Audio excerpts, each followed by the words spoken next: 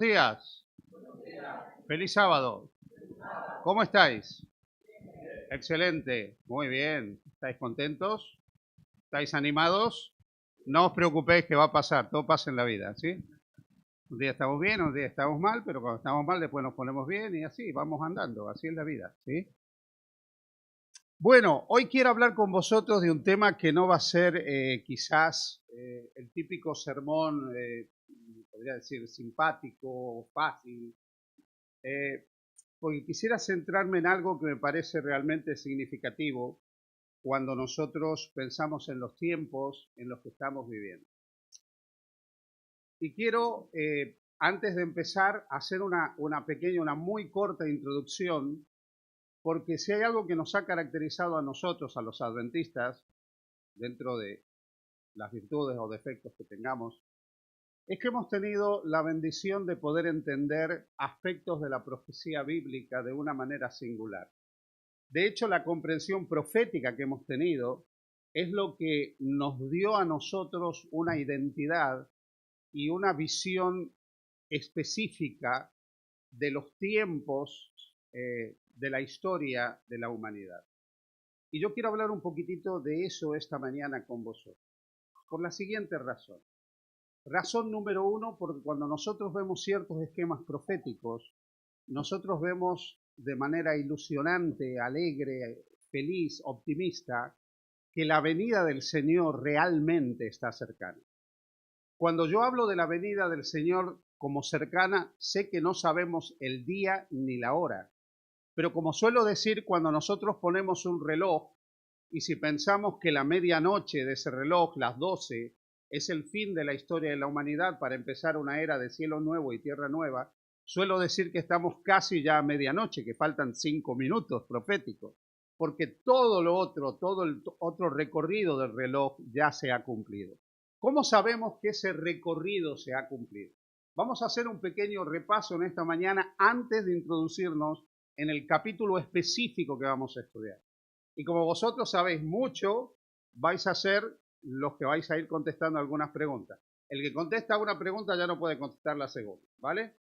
Pregunta número 1.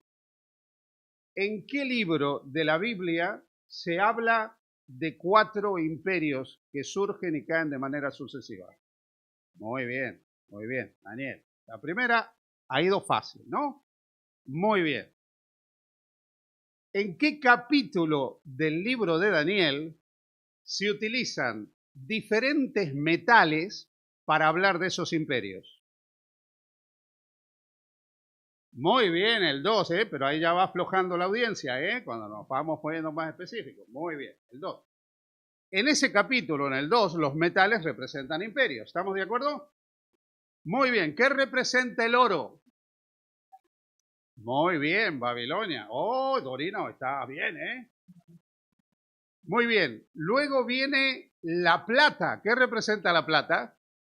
El que contestó una vez no puede contestar otra, ¿eh? Dorina, ya no puedes. Tú ya no puedes. ¿Quién dijo Medo-Persa? Muy bien, el imperio Medo-Persa. Luego el bronce. ¿Qué representa el bronce? Ay, Dorina, que te sale. Grecia, ¿sí? Y luego viene el hierro. ¿Qué representa el hierro?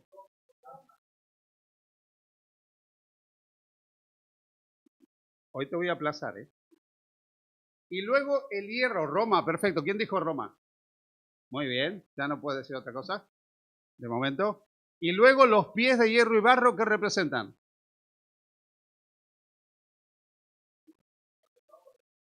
La división a partir de la caída del Imperio Romano. Muy bien, perfecto, hasta ahí vamos bien. Luego hay otro capítulo en el libro de Daniel, el capítulo 7 de Daniel. Aparece lo mismo, pero con otro símbolo. Aparece un león, un oso, un leopardo y una bestia espantosa y terrible que tiene 10 cuernos. ¿Estamos de acuerdo? Y luego aparece otro cuerno, un cuerno que se llama un cuerno pequeño, ¿sí? Que tiene ojos, que tiene boca, que habla grandes cosas. Y cuando surge, ¿cuántos caen delante de él? ¿Os acordáis? 3. ¿Quién dijo 3? Muy bien, caen 3. Y los podemos identificar históricamente. Porque ese cuerno pequeño que surge en medio de la Europa dividida luego de la caída del Imperio Romano, ¿a quién representa? No. Vuelvo a hacer la pregunta. Los 10 cuernos, ¿qué representan? Los 10 cuernos. Las naciones en que se divide el Imperio Romano. El cuerno pequeño, ¿qué representa? El papado. Y los 3 cuernos que caen son tres reinos que caen: ostrogodos, vándalos y eruls. ¿Vamos bien hasta ahí? ¿Sí? ¿Os acordáis de todo esto, verdad? Muy bien. Esta estructura del origen y caída de los imperios se repite. Y toda esta estructura, cuando nosotros estudiamos el libro de Daniel, prácticamente toda esta estructura está cumplida, porque incluso cuando Daniel habla del inicio del juicio, eso ya se ha cumplido desde 1844 en adelante. Si nosotros tomáramos el libro de Daniel, lo único que quedaría por cumplir es la venida de la piedra que impacta la imagen, se transforma en un monte que llena toda la tierra, que es equiparable al establecimiento del reino eterno de Dios en la tierra. O sea, tomando el libro de Daniel como referencia, podríamos decir que nosotros ya vivimos en el fin del tiempo del fin, en la última etapa de la historia de la humanidad. Toda la secuencia profética se ha cumplido delante de nosotros. Ahora, hay un detalle interesante, y es que si nosotros luego de Daniel nos movemos hacia el libro del Apocalipsis, el libro de Apocalipsis tiene una serie de mensajes que también se han cumplido a lo largo de la historia. Y que en el libro de Apocalipsis se expresan a través del número 7. Así encontramos 7 iglesias, encontramos 7 sellos y encontramos 7 trompetas. Cada una de esas iglesias, si bien tiene características que se pueden aplicar a lo largo del tiempo, incluso en la vida personal y colectiva de una congregación, sin embargo, tiene un cumplimiento histórico. Y las 7 iglesias representan la historia del cristianismo desde el año 31 hasta, por lo menos, el inicio de la última etapa de la historia de la humanidad, que es cuando comienza el juicio preadvenimiento, cuando se cumple Daniel capítulo 8, versículo 14, que coincide con el mensaje a la iglesia de la Odisea.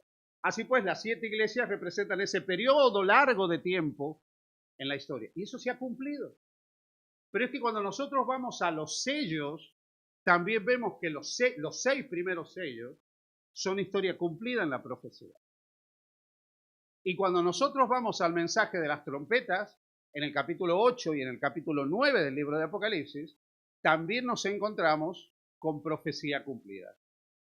Y así nos encontramos que la primera trompeta representa la caída de Jerusalén, la segunda trompeta representa la caída de Roma, la tercera trompeta representa el inicio de la apostasía, la cuarta trompeta el desarrollo de ese proceso de apostasía y la introducción de una serie de creencias equivocadas, y a partir de la quinta trompeta empieza un fenómeno histórico que se introduce como resultado de la apostasía de la iglesia.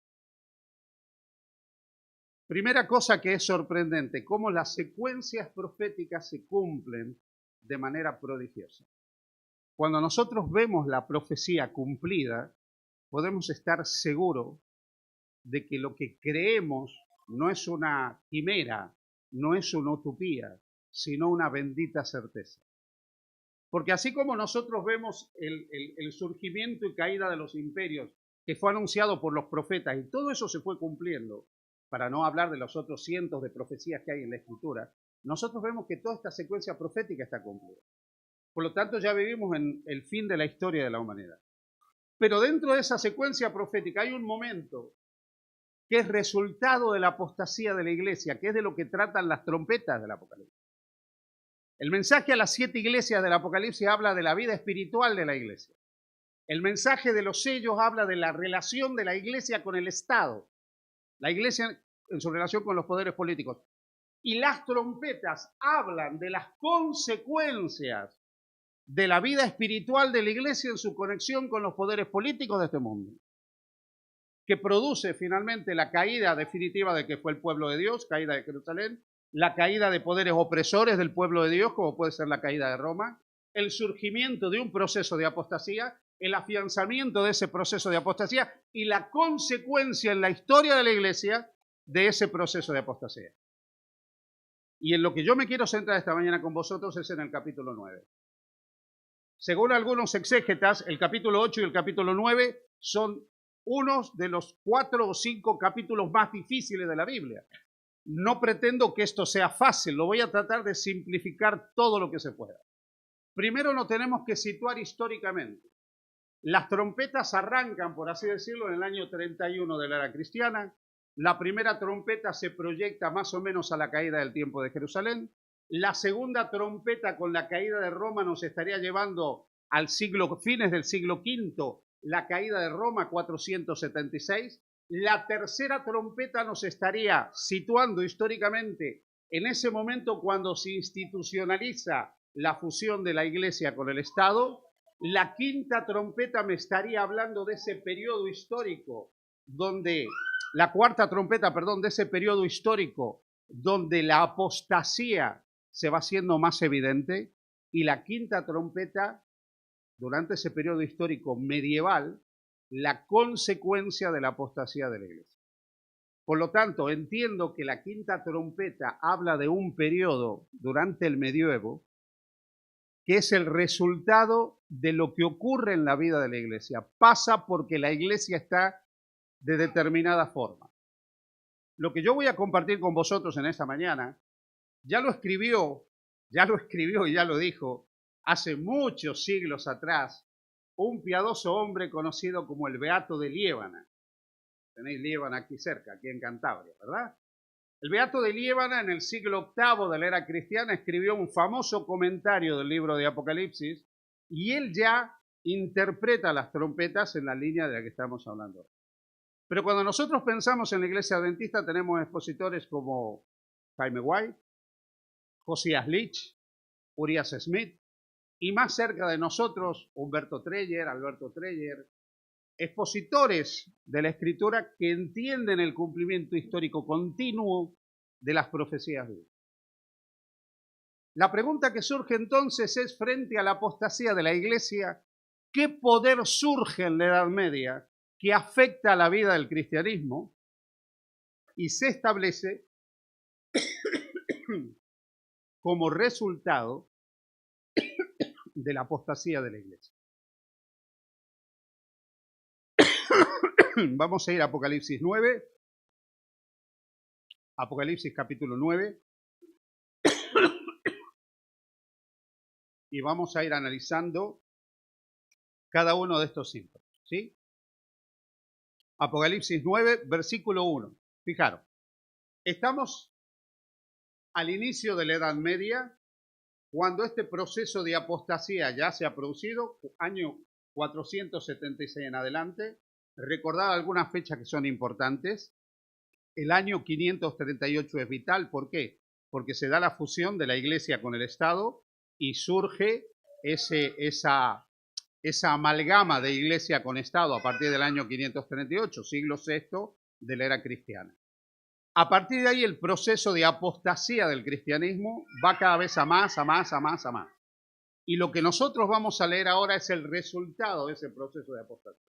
Apocalipsis capítulo 9 dice: el quinto ángel tocó la trompeta, y vi una estrella que cayó del cielo a la tierra, y se le dio la llave del pozo del abismo.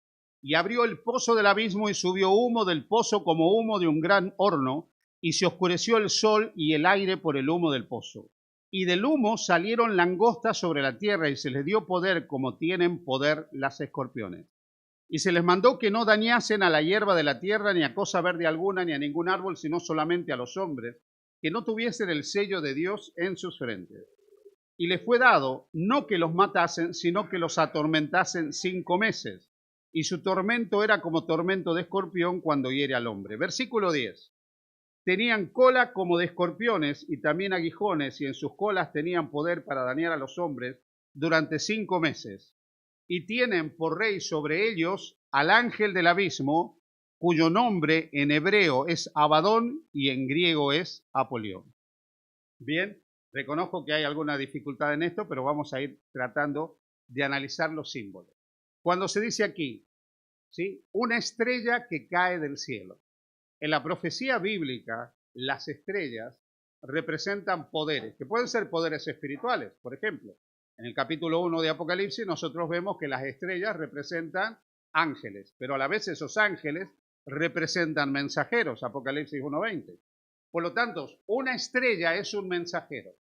En este caso es una estrella que cae del cielo. El hecho de que caiga del cielo no significa que viene del cielo. Es una estrella caída, es un mensajero caído. Hay una expresión en el Evangelio de Lucas, capítulo 10, donde Jesús dice, yo veía a Satanás caer del cielo como un rayo. No significa que Satanás es enviado del cielo, sino que cae, ¿sí? Cae desde lo celestial a lo terrenal, de lo espiritual a lo carnal. En este caso aquí tenemos una estrella, por lo tanto un mensajero caído que viene aquí a la tierra, se manifiesta aquí en la tierra. En segundo lugar, se nos dice que recibe una llave. En el libro de Apocalipsis nosotros encontramos, por ejemplo, hablando de Jesús, que se nos dice que él tiene la llave de la muerte y el sepulcro. La llave de David, que él puede abrir y que él puede cerrar. Las llaves, por lo tanto, de alguna manera permiten abrir y cerrar. En un sentido espiritual aplicado a Jesús, Jesús tiene la llave para la vida eterna. Pero este tiene otra llave, tiene una llave. Pero aparentemente la llave que él tiene no produce la vida eterna. Porque la llave que él tiene viene del abismo. Si recordáis, la palabra abismo en la Biblia es una palabra que, si vamos al libro de Génesis, está asociado a lo caótico. ¿Os acordáis de eso? El caos, ¿sí? El Espíritu de Dios, ¿sí? Se movía sobre la superficie de las aguas. Y ahí se utiliza la palabra abismo para hablar de esa tierra desordenada, de esa tierra vacía. Pero en el libro de Apocalipsis también la palabra abismos está asociado al lugar donde están los demonios. La bestia, por ejemplo, la bestia del capítulo 11 del libro de Apocalipsis, que es un poder perseguidor del pueblo de Dios, es una bestia que sube del abismo. Entonces la palabra abismo está asociada a poderes demoníacos, a la vez que está asociado a lugares que pueden ser desiertos, caóticos, oscuros. Así que ya tenemos algunos símbolos acá. Luego dice que subió del pozo del abismo humo como el humo de un horno, de un gran horno. El humo normalmente es el producto de la combustión y en el caso del humo suele oscurecer, ¿no? Si el humo, por ejemplo, se interpone entre el sol y el que está viendo, hay como un espectro de oscuridad. Aquí cuando se habla del humo que surge como resultado del accionar de ese ángel que tiene la llave, y con esa llave abre las potestades de las tinieblas para que surja humo, dice que el resultado es que se va a oscurecer el sol y el aire por el humo del pozo. Y aquí viene la pregunta. Os voy a hacer una pregunta interesante. En la Biblia, ¿qué representa el sol? ¿A quién representa el sol?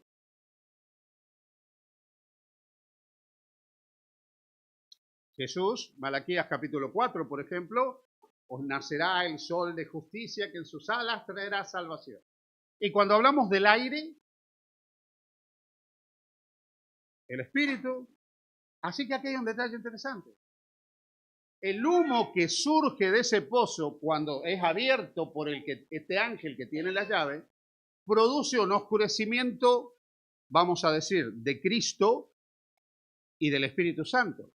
Quiere decir que de alguna manera lo que hace este poder lleva a que se transmita algo completamente errado acerca de Cristo y de la presencia del Espíritu Santo.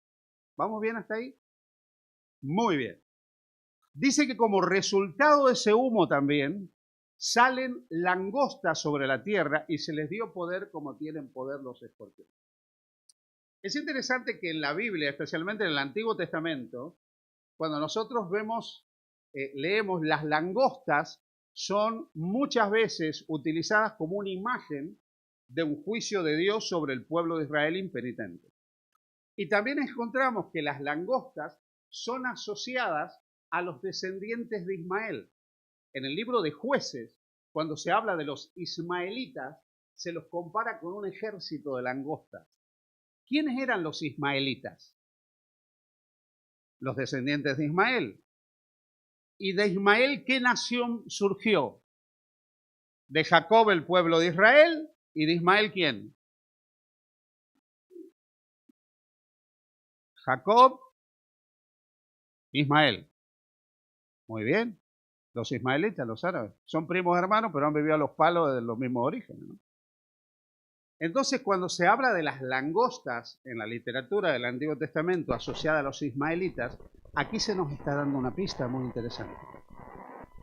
Hay una asociación, por lo tanto, entre la estrella, la llave, el humo, el pozo del abismo, el oscurecimiento del sol, del aire, la aparición de las langostas, pero que tienen poder como los escorpiones. Las langostas no hacen daño, no pican a nadie, no maltratan a nadie, se comen una planta. Pero es que estas langostas tienen poder como los escorpiones. Y en la literatura bíblica, ¿qué representa un escorpión? ¿Qué representa el escorpión? ¿Qué tiene el escorpión? ¿Y el veneno de qué? ¿El veneno de qué? El veneno del error, el veneno de la mentira, el veneno de la falsedad, el veneno del engaño. O sea, en la literatura bíblica el veneno de escorpiones representa eso. Así que nosotros encontramos que como resultado del accionar de esta estrella que tiene la llave y abre el pozo del abismo, que oscurece la persona y la obra de Jesucristo, la persona y de la obra del Espíritu Santo, hay huestes de ismaelitas que actúan como escorpiones, que tienen poder para dañar como escorpiones, físicamente pero también espiritualmente. Y no hacen daño a la hierba verde, ni a cosa alguna, ni a ningún árbol, sino a los hombres, dice, que no tuvieran el sello de Dios en sus frentes. Aquí hay un detalle interesante, porque ellos atacan a los que no tienen el sello de Dios en sus frentes. Pareciera que su accionar es sobre los impíos, sobre los que de alguna manera no reconocen a Dios. ¿Vamos bien hasta ahí? Y dice que los atormentase por 5 meses. 5 meses proféticos, aplicando el principio de día por año, son 150 años. ¿Ok? Muy bien. Ahora, con todos los símbolos más o menos estructurados, vamos a preguntarnos desde un punto de vista histórico, ¿qué poder surgió en la Edad Media? Que no es el papado, del cual ya habla la cuarta trompeta. Tercera y cuarta trompeta hablan del papado.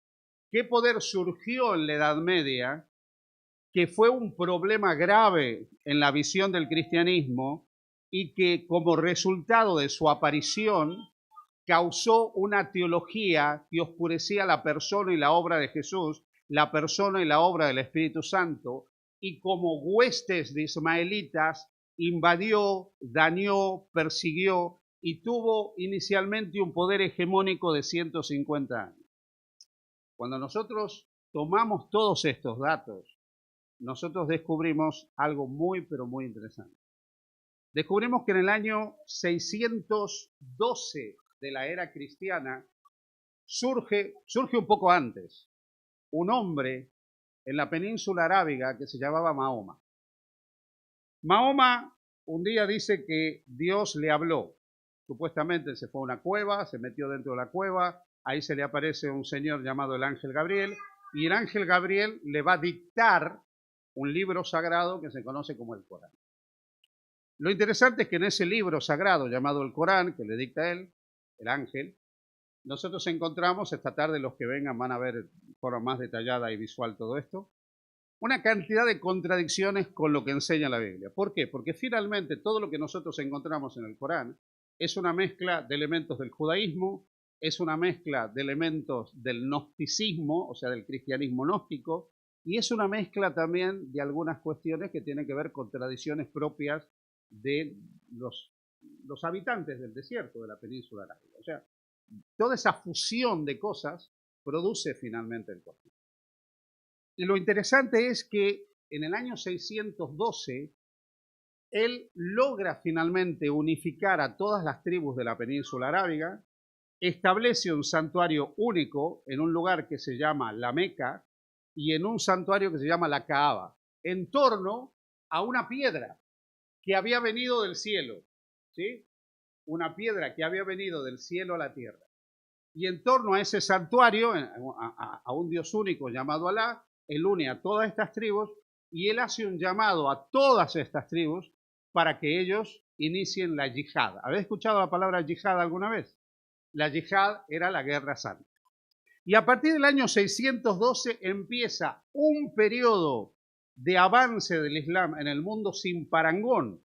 Si nosotros tomamos los 150 años del año 612, que es cuando se establece finalmente la adoración única en la Meca, De ahí tomamos 150 años, llegamos al año 762. En el año 762 después de Cristo se produjo algo sumamente interesante, y es que a partir de ese momento el Imperio Romano de Oriente queda prácticamente controlado por el Islam, rodeado por el Islam. En 150 años el Islam desde la península arábica avanzó por todo lo que nosotros hoy conocemos como el cercano oriente, avanzó por el norte de África, avanzó hacia Europa. De hecho, entraron aquí a Europa, a España, en el año 712, donde, o sea, se produce la invasión árabe en el año 712. En el 717 o 722 habían conquistado prácticamente toda la península arábiga. Son detenidos hacia el 722 a partir de la famosa batalla o escaramuza de Covadonga, y unos años después no cruzan los Pirineos gracias a que los franceses, dirigidos por Carlos Martel, en la famosa batalla de los Campos Catalúricos, los derrotan, ¿sí? Si no, hubieran seguido avanzando. O sea, nosotros hoy estaríamos hablando probablemente árabe, y probablemente esto no sería una iglesia, sería una mezquita, como pasó en todos los territorios donde ellos finalmente se establecieron. Y donde se establecieron nunca más se fueron, ahí se quedaron, se establecieron y ahí se quedaron. Bien, entonces la pregunta es, si esta profecía nos habla finalmente del surgimiento del Islam, ¿por qué el Islam surge en este contexto? ¿Y por qué afecta tanto a la cristiandad? Tenés que recordar que el cristianismo había entrado en un proceso de declive, en un proceso de apostasía. Por ejemplo, cuando Julio II empieza a recabar dinero para hacer la Capilla Sixtina, ¿os acordáis de Julio II, no? Y se empieza a recaudar el dinero para la Capilla Sixtina. Hay no se sabe si es una leyenda o es real, un famoso teólogo se le acerca y Julio II le dice, ¿ya ves que ahora ya no somos una iglesia pobre de pescadores y labriegos? Ahora somos ricos, una iglesia poderosa. Mira las construcciones que tenemos, mira todo el poder que tenemos como iglesia. Y este hombre dice, sí, santidad es cierto, tenemos iglesias, tenemos catedrales, tenemos oro, tenemos dinero, pero no podemos decir a nadie levántate y anda como lo hacía Pedro, siendo un pobre pescador. El problema de la iglesia es que cuanto más se institucionalizó la iglesia, cuanto más poderosa se hizo y cuanto más desemejante al mensaje del evangelio era, la iglesia perdía poder. Y la apostasía del cristianismo en Occidente favoreció la aparición de herejías como puede ser el Islam. Y vamos a decirlo en estos términos, la blandura de los cristianos no comprometidos de Occidente favoreció la aparición del Islam. Ahora, es interesante que cuando el Islam llegaba a algún lugar, no destruía la tierra, no les interesaba destruir la tierra, por eso dice no dañar la hierba verde. Solamente los que finalmente no tenían el sello de Dios, esto hay que entenderlo. Nosotros siempre cuando hablamos del sello de Dios lo aplicamos automáticamente al sábado. Pero el sello de Dios tiene que ver con alguien creyente. Y ahora yo voy a hacer una lectura que puede ser un poco particular del tema. Cuando los musulmanes llegaban a algún lugar, había tres opciones. Opción A, te convertías al Islam. Esa era una opción. La mayoría de las personas que vivían en los lugares donde invadían los musulmanes se convertían al Islam. Por una razón muy simple. Si tú no te convertías, había otra posibilidad, que automáticamente te cortaran la cabeza. Pero había otra tercera posibilidad, que tú dijeras, oye, yo no me hago musulmán, pero pago tributo. Y si tú pagabas tributo, conservabas la vida, pero sin ningún derecho. ¿Me entiendes lo que os digo? Conservabas la vida, pero sin ningún derecho. Si alguien venía y te robaba, tú no podías reclamar el robo. No podías pedir que un juez juzgue el robo. Si alguien tomaba a tu hija y la violaba, tú no podías pedir que alguien juzgue la violación de tu hija. No tenías derecho. Tú tenías derecho a vivir, a existir, incluso a trabajar para comer y vivir, pero ningún otro derecho. Y cualquier judío o cristiano que pagara ese tributo vivía de esa manera. O sea, esa era la alternativa. Muchos optaron por esto, pero muchos que se convirtieron al Islam no fueron masacrados. y vivieron tranquilamente y pacíficamente como nuevos musulmanes en muchos de los territorios conquistados. A medida que el Islam avanzó, se perpetuó y trajo una serie de creencias totalmente ajenas con la palabra de Dios. Y voy a ir terminando. Porque uno se puede preguntar, ¿y esto a mí qué? ¿Me estás hablando de algo que pasó en el 612, en el 762, en la batalla de Covadonga, lo que escribió el chalao este del Beato de Liábana? ¿A mí qué? ¿Qué me importa? Queridos amigos, nunca una lectura profética fue tan pertinente como en la actualidad. Porque nosotros estamos viviendo el mismo dilema del cristianismo medieval. Porque nosotros hemos vivido la descristianización de Occidente. La descristianización de Occidente. Desde que dos grandes amigos, no míos, no sé si vuestros, ¿sí? Charles Darwin y Karl Marx se dedicaron a escribir, empezó un proceso de descristianización dentro del cristianismo. Desde el momento que muchos filósofos y teólogos se subieron al carro de la alta crítica para cuestionar la autoridad de la Biblia, empezó el proceso de la descristianización de Occidente. Porque finalmente nosotros ya no descendíamos de Dios, éramos el resultado de un proceso evolutivo de milenios y nuestro ancestro más antiguo era algún antropoide que tuvo la suerte, el azar de ir evolucionando hasta lo que llegamos a ser nosotros. En otras palabras, en un sentido hemos ido pasando a través de millones y millones de años de la estupidez a la inteligencia. Ese es un resumen bastante infantil de lo que dice la teoría de la evolución. Pero si finalmente Dios no es el creador porque no hay creación, es más, si finalmente no hay Dios, entonces el ser humano no es imagen y semejanza de Dios porque Dios no existe, no es imagen y semejanza de Dios porque la creación no existe, y por lo tanto la conciencia moral es subjetiva, completamente subjetiva. No depende del autor de la ley, no depende de algo objetivo que está fuera del hombre, sino que es algo completamente subjetivo. Y en ese momento el hombre decide lo que es moral y lo que no es moral.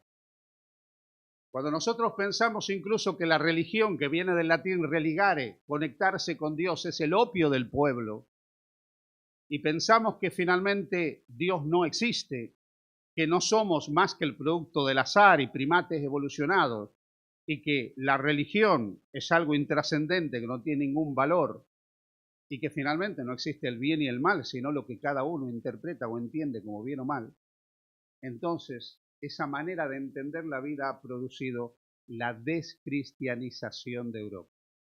La descristianización de Europa. La descristianización de Occidente. Y os voy a decir una cosa que se ha mostrado en la historia pasada y en la historia presente. La descristianización y la secularización son procesos islamizantes. Y os voy a explicar por qué. Porque frente a la secularización y frente a la descristianización, el lugar lo ocupa el Islam. Porque el Islam se mantiene en ciertos valores tradicionales que los cristianos de Occidente van perdiendo. Y ocupa ese lugar.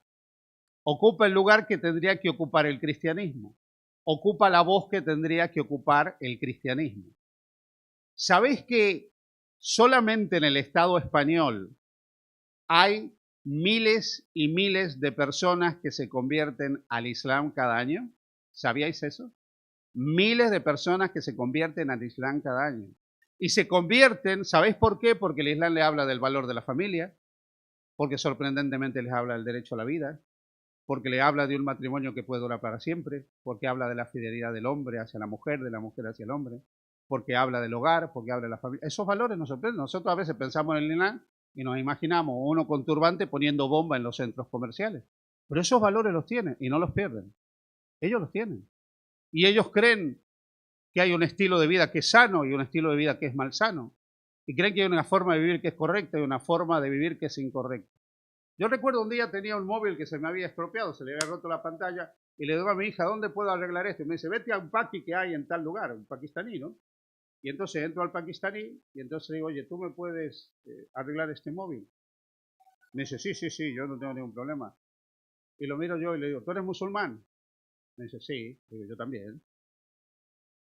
Me dice, ¿cómo que tú eres musulmán? Le digo, que sí. Yo no fumo, yo no bebo y no como cerdo. Me dice, hermano.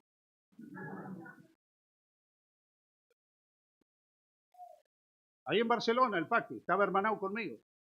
Muy bien. Ellos en algunas cosas hasta se parecen más a nosotros que al resto del mundo. Cuidado con eso. Entonces, ellos han ido ocupando un lugar que nosotros hemos ido perdiendo. Mientras ellos siguen creyendo en el derecho a la vida, nosotros frivolizamos la vida.